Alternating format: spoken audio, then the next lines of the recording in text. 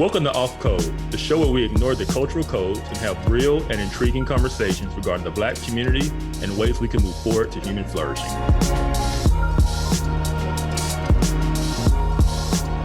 Hello, and welcome to another episode of Off Code. I am Monique Dusan.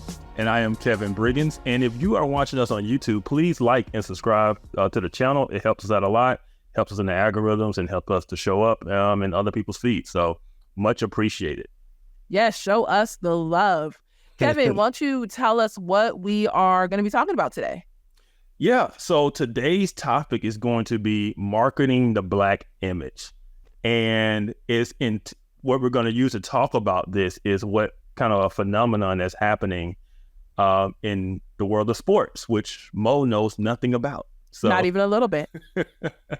Yeah. So we're going to talk about what's happening in Boulder, Colorado with University of Colorado and Deion Sanders and that whole kind of firestorm that's happened. It's taken the country by storm. It's taken the sports world by storm. And it's taken the Black community and Black culture by storm. Now, for those of us who might be like me, can you tell us who Deion Sanders is? Yes. So Deion Sanders is a former NFL player. Did he play for the Raiders? No. He played for the Atlanta Falcons. He played for the 49ers and the Cowboys. And then the Baltimore Ravens. It was a California team. I knew it was a California team. Okay. Yeah. But Deion, he went to Jackson State a few years ago, went to HBCU, made a lot of noise, brought a lot of success, brought a lot of attention. And then this offseason, he left and went to the University of Colorado. Which is a very bad program. They won one game last year, and they're already 3-0, and it has just caused they're getting all the media attention. ESPN. Now wait a minute. So they won one game last year. Yes. And now they're 3-0. Now see, I don't know the difference on what side is the winning and the losing. Have they won 3 games and lost 0, or did they lose 3 games and won? I don't know. Bless your heart. Bless it. Yes, they have won 3 games and lost 0. Okay. I'm going to let you know we got to start at the baby levels. Levels for me. Yes, they have 3 wins and 0 losses to this point. Okay. So people are looking at like what happened. Yeah, I mean, it's just caused a huge media storm. Like, everybody's talking about Deion. Everybody's talking about Colorado. They are the media story in sports right now, right? And it has drawn a lot of attention, and a lot of the Black culture has flocked to Boulder, Colorado, which is one of the whitest places on earth. I just came back from Colorado, that whole state.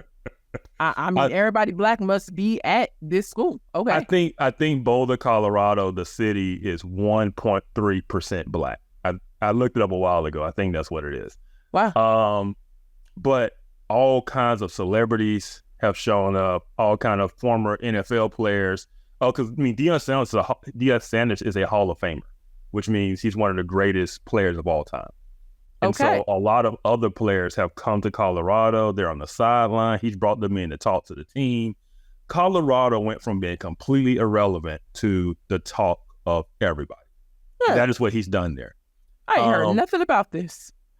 See, you got to get on Black Twitter. See, that's what it is. Possibly.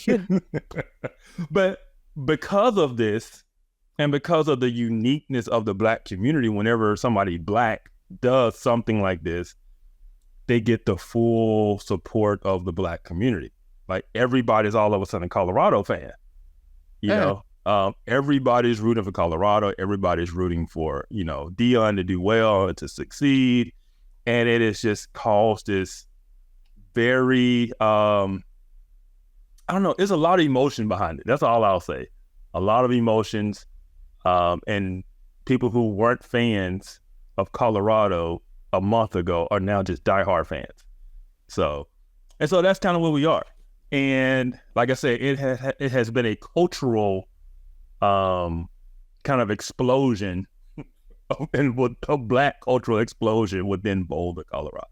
Because boy, we will support another black person. Don't play no games. Absolutely. Unless you going against the cultural moment, but that's a whole nother conversation. And Deion took some heat from leaving an HBCU in Jackson State because he talked a lot about, we need to come back to our own. We need to build our own. But then after, I think he was at 3 years, but then he leaves and goes to a predominantly white institution and takes all of his resources. He took the best players from Jackson State and we took them with him to Colorado. I don't know what the final score was of Jackson State's game last week, but when I saw it, it was in the third quarter. And for you, Mo, there are 4 quarters in football. They were in the third quarter, and the score was 62-20. They were losing. That's Jackson State now. This Deion has left and went to Colorado. Right. That's messed up. All I know about football is that every quarter is like an hour and a half. Every quarter. But what's funny is nobody cares about Jackson State anymore. We went from all about the HBCU at Jackson State to like nobody cares about it anymore. Everybody's all of a sudden rooting for Deion in Colorado. He probably left for HBCU because they don't be paying people on time. HBCU. Oh, I mean, he had to invest a lot of his own money. So like this, Deion did a lot to reform the HBCU. He called them out. He called alumni out. He called administrators out. They were just doing bad business decisions. They weren't. Yeah, it was just lazy. Like he bought. Yes. I think one year he bought all the teams in their division, their conference, in the SWAC conference. I think he bought all of them uniforms. He's like, y'all around here looking raggedy. Like, we can't be having this. You need to look good. You need to. Yes. And so he was a positive light when he was there. But people did criticize him for taking the money that's offered elsewhere and leaving. Because but it was his money. He had a right to. It was one of those things of he preached one thing, right? Yeah. He has a right to leave. But he was very big on the pro-black thing. He was pounding it. He was trying to convince these players not to go to the big football schools. He was saying, come to HBCU, come to Jackson State, right? We got to do this black thing. And then he ups and leaves. And so, and I'm gonna be honest, he faced some trials at Jackson State. Jackson, Mississippi has a very high crime rate. His vehicles were broken into. His office was broken into more than once. He was frustrated. And one of the things he talked about when he got to Colorado and he was addressing, I can't remember if he was addressing the media or the university, but he talked about the low crime rate. You bet. Yeah. Yes. Don't play no games. Yes. And I'm not trying to have to, be strapped just to go from the parking lot to my office. Yeah. Yeah. And I'll be honest, I was shocked. I mean, because he was doing so much for Jackson State, he was bringing so much attention. Sometimes when you're in those settings, they was like, hey, don't mess with Deion, right? But when you're the richest person in town, you become a target sometimes, and he was. Okay, so we have the backstory on Deion Sanders, and he was at Jackson State, and now he's moved over to not Colorado, Boulder Community. Colorado. Community college. Oh my goodness, Boulder Community College, girl. Man. Okay, so you got Deion Sanders. He was at school A. Now he done moved over to Colorado and he at school B. And Colorado won one game last year. This year they're already 3-0 because they've won 3 games. The school that Deion came from just lost 62-0, basically. Right? Like I'm following. Yeah, I'm following the story. You are doing the best you can. I am. I really am. If we was talking about dance, this would be completely different. But I can't. Yeah. So we now help us understand, because this was really a topic that you pitched and I thought was a great topic, but it's about marketing the Black image. So how are you putting the conversation with Deion Sanders and the broader Black culture? How are you tying that into the marketing of the Black image? And what exactly are you meaning by Black image? Yeah. So like I said, it has been a cultural firestorm. And around football? Yes. Deion Sanders is one of the most flamboyant, charismatic people you will ever meet. People are drawn to Deion Sanders. Have been his whole life. His nickname is Prime Time, and even they call him Coach Prime. They don't even call him Coach Sanders. He's Coach Prime. You know, this man can sell ice to an Eskimo, right? He has that type of personality. The fact that he is at this new school, he's brought this attention there. Celebrities, like I said, other Hall of Fame football players have come. They're on the sideline. They're wearing, Colorado stuff. It was an NBA player, Kawhi Leonard, was on the sideline. Like, people who have no ties to Colorado are now at Colorado games on their sideline. They're coming in, they're talking to the team. And it is even, I say celebrities and entertainers and rappers, right? The way this is tying into is there is definitely a different culture now that is being shown from Colorado, right? He has brought something new and different there that is beyond football, that is beyond winning. And what I want to talk about is the image that is marketed and promoted really something that is helpful to the image of the Black community, right? And so I know I sent you a picture. It was from social media, and it was an image of 4 well-known rappers who were at Colorado on the sideline, and it's a big deal, right? It is a big deal. And it says Boulder really turned to a hip hop summit. Oh yeah, and the announcer at the game said the sidelines look like the BET Awards. I mean, it's lit. It is lit. Like they are representing. They are there. They have no ties to Colorado, but they have flocked there, to support Deion, the program. And like I said, it's the hottest thing going right now. That is where people want to be. They want to be seen. They're wearing Colorado gear. They're wearing black and gold. It's a thing. Now, if you don't know why I was shocked by the fact that somebody would connect it to the BET Awards, the BET Awards have become the most raunchiest of raunchy awards. And I feel like all of human history. I can't even lie. Like, you can come for me if you want to. The BET Awards is just trash. I don't think anybody disagree. Yeah, no. It's nothing. It looked like pimps and hoes just shaking their tail on stage. It is trash. It is. And it's bad. But sadly, that's what's associated with the Black image.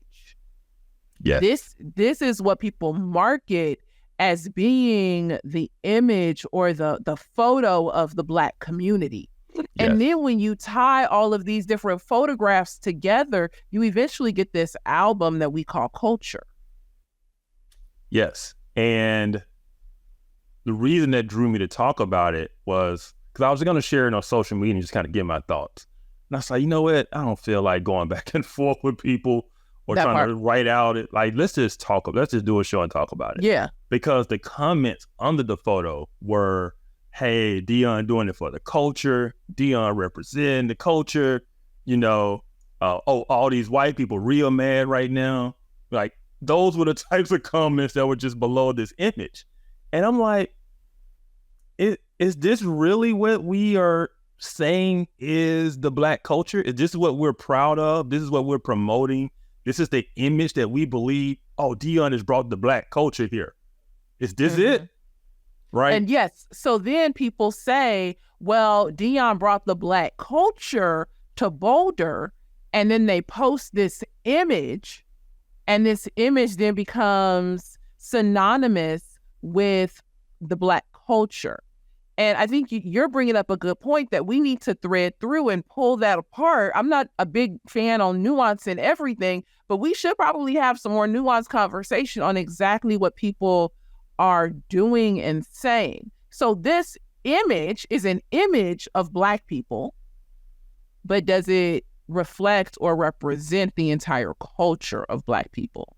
Yeah, because these are rappers. Go ahead. Yeah, because these are rappers, and we know what rappers represent, what their music represent. What do they talk about? It's violence, It's drugs, it's women, it's degrading women. It's flashy jewelry. It's all of these things that are kind of negative to the Black community. I think we can say that this type of music has had a negative effect on the culture of the Black community. Violence and drugs and just ratchetness in general, right? What we would say. It comes down to, is this image, is this what we want to project as the culture, right? We're kind of exporting this as Black culture. This is representative of who we are. And it's one of those things, the thing that came to my mind is this helpful to the Black community? When we push off this image that this is what the culture is, what image does that give the outside world, right?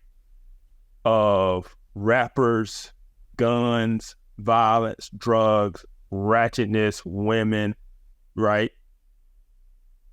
If that's what we're promoting as representing the culture, then how can we get upset when others outside judge us by the image that is portrayed as the Black culture? This is what Black people are.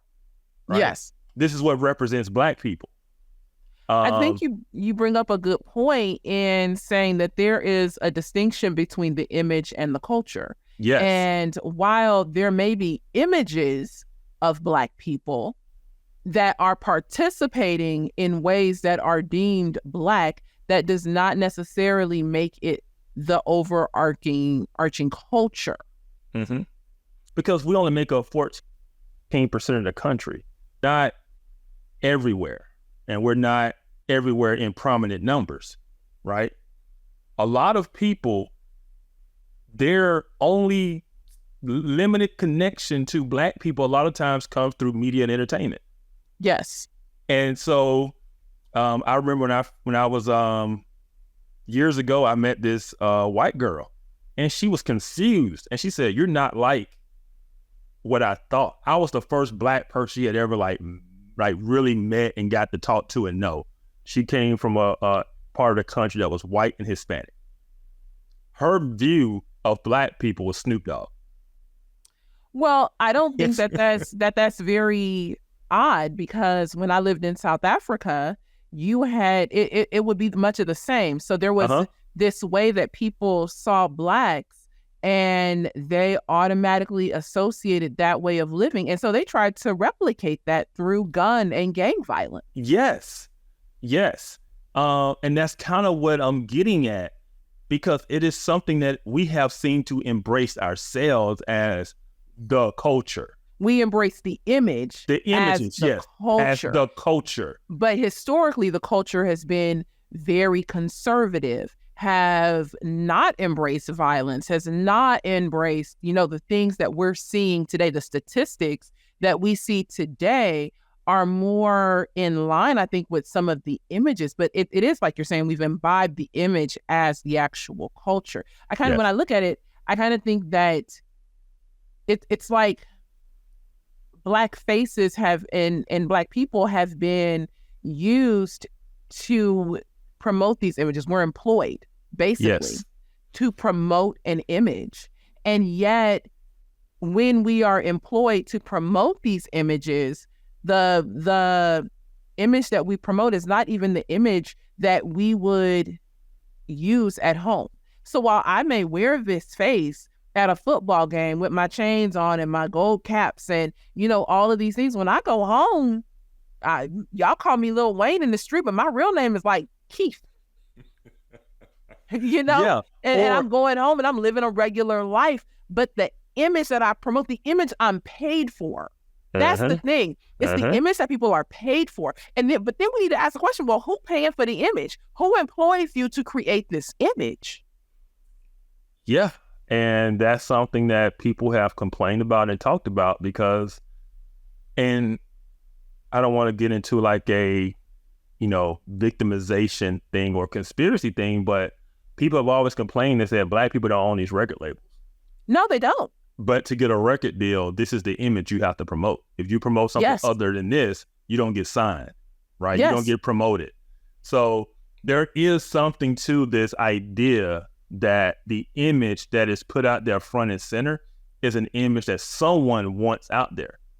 It's an image that someone wants out there, but it's also an image that just simply is largely antithetical to the community overall.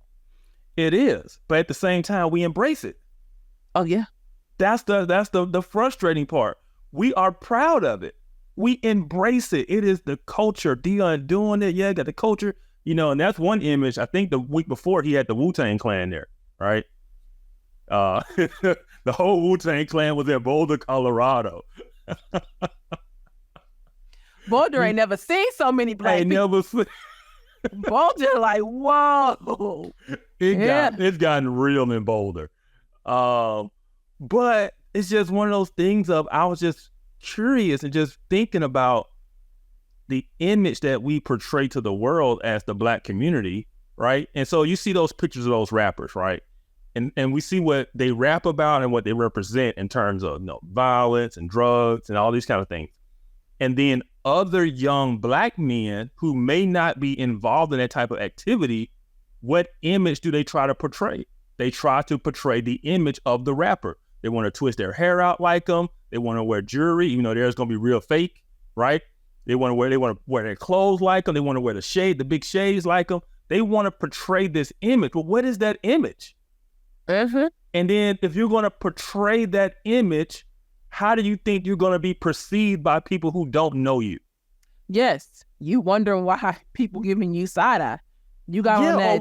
Or why the cops look at you a certain way. Yes, because all these people who can afford all that do is sing about pimping and hoeing and thugging and all of that. Now here you go. You got all your herringbone necklace that you colored in with your daughter yellow marker, thinking that you doing big things, and all you doing are perpetuating an image that isn't even real for most people. Yeah, so this is just about image. Like I say, people who don't even live that lifestyle will still try to portray that image in their fashion, in how they carry themselves, but it's almost at not thinking about what image they're really portraying to people who don't know them.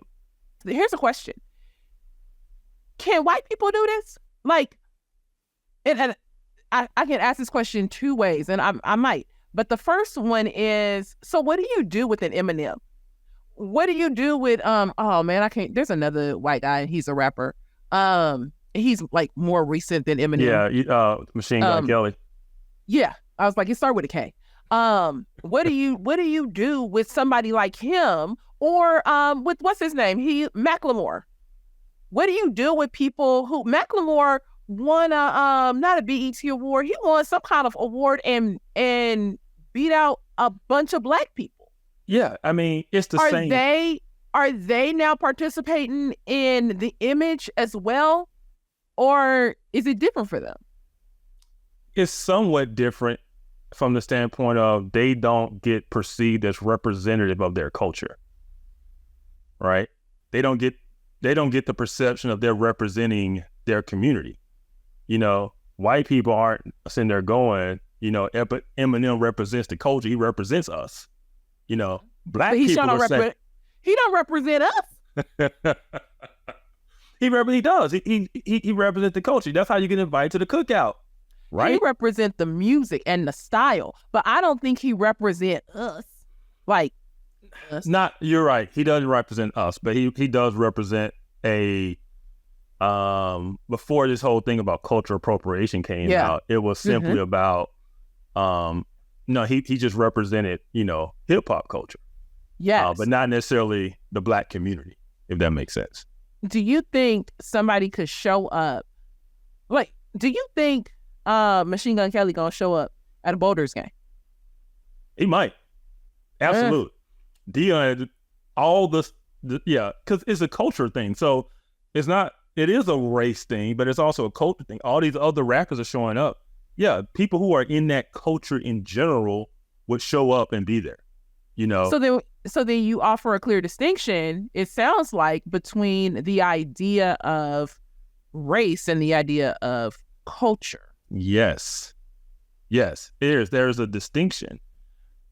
Unfortunately, though, the Black community gets labeled with this image, and that this gets portrayed as Black culture, and even Black people themselves would say this is the culture, right? And so it is other people can participate in the culture and not be Black, right? Like a Eminem, a lot of, you see white kids will try to emulate the culture, So I think you're hitting on two excellent points. One, race and culture are not the same thing. But one of the things that I noticed, especially with this image, is that this image is being used to target a race of people to draw them to a culture. Does that make sense? Yeah. No, it's great marketing. Black people determine what's cool in this country. We determine what's cool. That is one thing we do a great job of. And yet we don't. So would you say that the Black image is something that is proprietary to Black people? Oh, no, we don't own it. We don't. Okay. There's so many people making money off of that. I'm just making sure. That's not us. Okay. Like I said, we don't own the regular labels. A lot of times we don't own the clothing labels. I mean, all these advertisements that these, rappers and stuff get to, endorse, they don't own that company. Those people are making money off of the image. And, we talk about the buying power of the Black community. The Black community has very strong buying power. And at the same time, we use that buying power. We spend a lot of money and we care about brand and image. That part. And so we will spend $400 on a pair of jeans because it has a certain label. Because it has a certain label on it. Honey, unless it said the Lord himself branded and endorsed, I am not spending $400 on no jeans. I mean, I know people that would have lots of pairs of Jordan shoes, and they're at $300 a piece. All of them retro 4s is nice. They nice, but they man, nice. I mean, I know people who have thousands of dollars worth of shoes in their closet, mm-hmm. right? And so we could talk about what that means in other areas of this thing, but in terms of culture and marketing and who is benefiting from it, a lot of people benefited from it outside the Black community.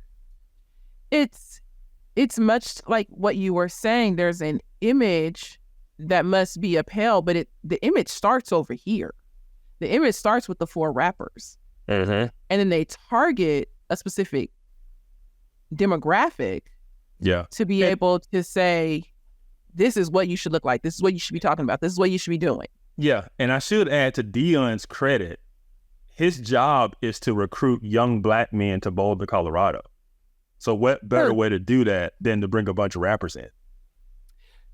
That just makes me ask so many more questions. Hey family, I wanted to take a minute and talk to you about Birmingham Theological Seminary. It's my seminary and it's a place that I extremely appreciate. They have small class sizes, very reasonable tuition, and professors who are committed to your education and to my education. If you are looking to extend your theological education and are considering seminary, I encourage you to check out Birmingham Theological Seminary. You can go to bts.education for more information. Okay, first off, because this is off code, and while we are going off code on some things, we want to make sure that we are still bringing it back to a biblical framework. So is Deion Sanders a Christian? Yes. Or not? Yes. Okay. So is there any mention of his faith? If you bring it in, who was it out there?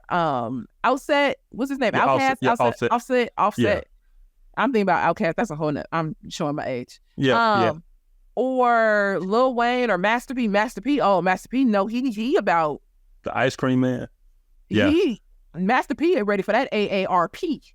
Okay, he needs to sit down somewhere. He can't be traveling the country like that. So I'm wondering where do you, because I know you'd be able to recognize it, like where do you see his faith in that? And then I want to talk about partiality. Yeah. So I would say Dion, he's been a very outspoken Christian a long time. Awesome. I remember like back when his playing days were over, because Dion lived a certain lifestyle. And at some point in time, he, rededicated his life, or however you want to say it, in the black, the cultural black community, because we were all raised in the church, right? And so he has, I remember at one point in time, this is years ago, he was kind of very outspoken in his faith. Now it might be more of a TBN type of faith, but he's always been outspoken about that. Even his decision to leave Jackson and go to Colorado, he said he felt that's what God was leading him to do, to be on a bigger stage and to bring more attention. He basically shunned some of the criticism by saying this is something he believed God was calling him to do. And God calls him to bring in Master P and Young Jeezy and anybody and everybody else. I'm just asking. I feel like that's a legit question. So this is the thing. We know within the black community, there really isn't a line between those who go to church and in the black church and the culture of hip hop and rap. There's no real distinction between those two. It's not like, so for instance, Dion's a celebrity. I guarantee you he's friends with those guys, right? And one thing we have to realize that while they may be rappers and while they may rap about these types of things, that doesn't mean that's who they are. Right? It's a lot of times it's a persona that they use to sell records, and so I don't know. Because out of the abundance of the heart, like I feel like there are some things that can't come out of my mouth unless it's truly deeply somewhere in me. Like I don't know. Like I feel like I have to literally step so far outside of myself to say some of the things that people like Lil Baby or, some of these other rappers will say. I'm like, honey, no, you might say, well, when I go home, my name is really Walter and I'm really a homebody and things like that. No, no. There's a lifestyle that comes with the industry, right? Yes. We know that. But a lot of things they rap about, it's just that. It's just art. They would say it's just art, it's music. And that's why you get to those conversations about who's real and who ain't and all of those the heart is deceitfully wicked above all things. And I feel like at some point there is only so much separation you can do. And that's just real talk. Like that would be like me going out every day and selling drugs and being like, you know what? I'm not really. But what is the root to all kinds of evil? It's the love of money. Yes. They will say things if it's going to get them the record deal. Yes, but I think that you can't divorce yourself so far that for some things, some raps, sure. I'm like, some rappers like, yeah, like you might not be that way. But like there are some things that they say and I'm like, you had some practice saying that. Yeah, I'm gonna give you an example. Beyonce. What Beyonce rap about? All my single ladies, all of this stuff, right? All he can go. Beyonce been married so long. Like, she is living a life different than what she sings about. Right? You think? You hope? I'm just saying, from what we know, her life, she's been married a long time, her and Jay-Z. They got kids. What she sings about and what these women follow is not what she's living. She's living, and so I'm not endorsing what they're doing. All I'm saying is a lot of these people will make music that doesn't represent how they actually live. Is what I'm saying. I agree with that to a degree. I know, like take Snoop. There was maybe 10 years ago now, I think it was Snoop who had 2 women on leashes made out of chains. Yeah. Snoop been married for I don't know how long. He lived not too far from my office in this big old house with his kid and you know what I mean? Like, is he walking around on the daily with these leashes? But I don't know. There's something about me that even with him, I'm like, honey, there's something deeply disturbed in your soul that. I mean, we would have to sit down and, like, from a Deion perspective, we would have to sit down and see what his understanding of Christ's follower is. But even so I don't know what he could be a TBN Christian, and if I TBN is a lot different from when I was a little kid. Because when I was a little kid, it was that lady with the pink hair. I don't even know what TBN is right now. There's that. But what about, to me, the issue of what I would consider partiality? So he's been there to bring in Black kids. I don't know if this is a part of a DEI initiative, the fact that he's supposed to look out the 37 Black kids in the state of Colorado, like 12 of whom might only be interested in STEM research. Like, I don't know, but why not seek out the best players and not just the Black ones? Well, because those two things are synonymous. You said what? Those two things are synonymous. The best players in the country are going to be the Black ones, right? According to who? There are exceptions, you know, in certain positions, you know, maybe quarterback or something. But for the most part, if you want to win at the highest level in college football, you're going to have to bring in the elite top talent and the elite athletes. And those are typically the Black guys and typically from places not Boulder, Colorado. But then why not let that speak for itself rather than saying, I need a special initiative to bring in Black players? If Black players are going to be the best anyway, and I have no idea because I do not follow any sports, but if Black players are the best anyway, it seems like the idea of coming in to bring in Black players is stupid. It's redundant. It is asinine. Why would I need a special position to do that when the only good players in America, the top 10%, are going to be Black anyway? It seems like there's a level of partiality being played. I don't know. Make it make sense for me.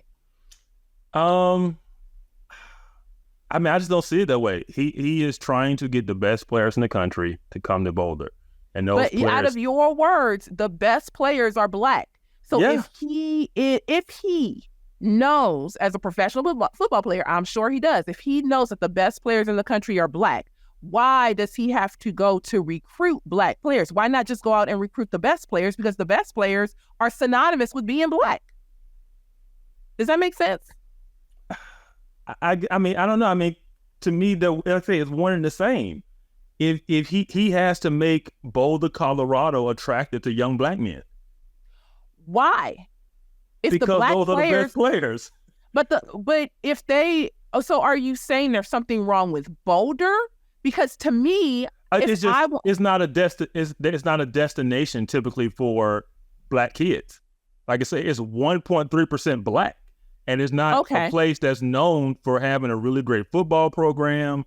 He's turning it around by bringing this new talent in, by bringing this exposure in. Now all of a sudden, it is the cool place to be, right? But shouldn't that the fact that I guess to me, the conversation should be that they brought in Deion to go and bring in the best players. Not that they brought in Deion to go bring in the Black players. If the best players are Black, statistically, that's fine. Bring them in. But when you have a whole program just to bring in the Black players, it seems like you might leave out a white player, or a white player might not even be considered. A Hispanic player might not even be considered, because the goal ain't to bring them in no way. The goal is to bring in the Black ones. Yeah, I mean, I don't think that's an exclusion of players based on race. I just think he is appealing to the masses. And Deion's fame and appeal is in the Black community, right? And he's just basically pushing those buttons because that's going to be his fertile recruiting ground. So would you say that white kids don't know who Deion Sanders is, or white men? They do. It's just a matter of, do they look up to him the same way people in the Black community do? Like, he got a lot of clout. He got a lot of clout when he went to Jackson State. Y'all, if y'all know who, I don't know who this man is. I'm Black. Shot killers. But if y'all white and y'all know who Deion Sanders is, and y'all like, you know what, my kid would appreciate the opportunity to play under Deion Sanders, go ahead and leave it in the comments. And if they're a top player, Deion will recruit them. You know, but like I said, what's the other guy's name? What's the praying white guy? Tim? Tim Hardaway, Tim Tebow. Oh yeah. Tim Tebow. So would you say then that the image? Would you say that the image of man, we all over the place. No. I'm gonna give you something. I'm gonna give you something to help you understand Deion Sanders. So he talked about recruiting. He was on a national show. He talked about his mindset behind recruiting. And by position, he's like, the quarterback, I want my quarterback from a 2-parent household. I want him to be grounded and smart and intelligent. And I don't need him, wilding out. I need him to be cerebral. He had this whole thing.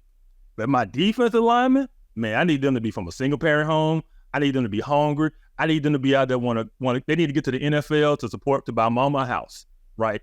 He was putting together this psychological profile. I need people who are hungry, who want to eat, right? Everybody know what he's talking about. He's talking about these young black kids from a single mama home who want to go to the league to buy their mama a house.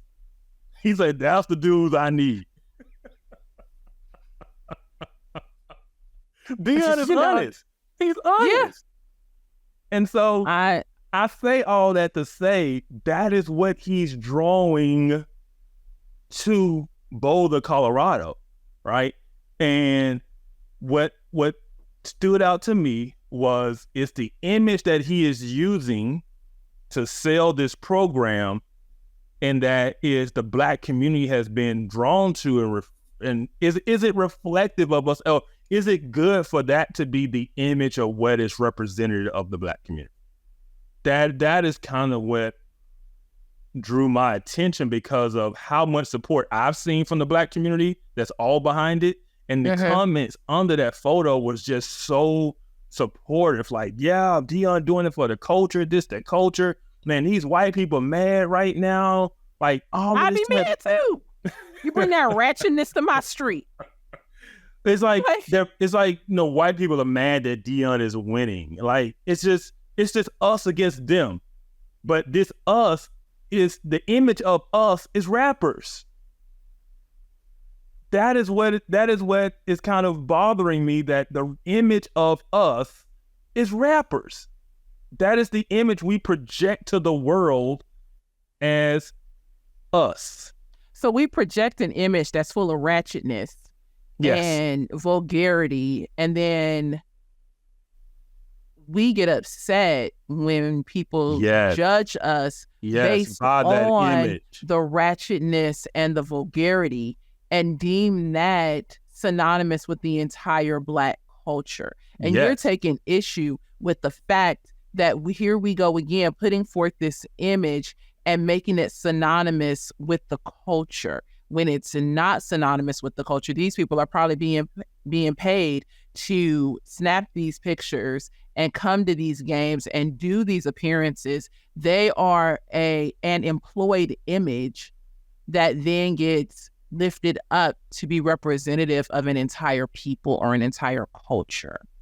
Yeah. And it's one of those things of people say, well, it's not fair because, Eminem doesn't get labeled as representing the white community, right? But he's also created an image for white people. Exactly. And so at some point in time, we have to distance ourselves from these images. At some point in time, we have to distance ourselves from this culture, because we can't have Stop the Violence rallies and then promote this type of stuff as the image. We can't when the people that you're promoting in the image are the ones encouraging you to get your Glock. Like, one of the guys' names is like Young Glock or something like that. Like, I don't know, it's Glock something. It doesn't make sense. On one hand, we embrace it. On the other hand, we speak against it in terms of the actual acting out of it, right? The actual cultural effects of it, we will speak out against, to some degree, stop the violence rallies and stuff like that. But then we'll throw a concert and invite all those rappers, Yes. Yeah. So then the image, it does no good to really work against it if you are promoting it. Yeah. What would you say the solution would be? Like, where do we start? Like, I'm not thinking of like, we completely eradicated this. But what are some of the first steps to maybe dispelling the myth of the image? We need people like Deion Sanders to speak against it and not invite it. Right? Yeah. We need the top people that have voices that are on TV, that are in the entertainment industry to speak out against it. Because it is a detriment to the Black community. And it's not representative of Black people as a whole in this country. Yeah. Right? Yeah.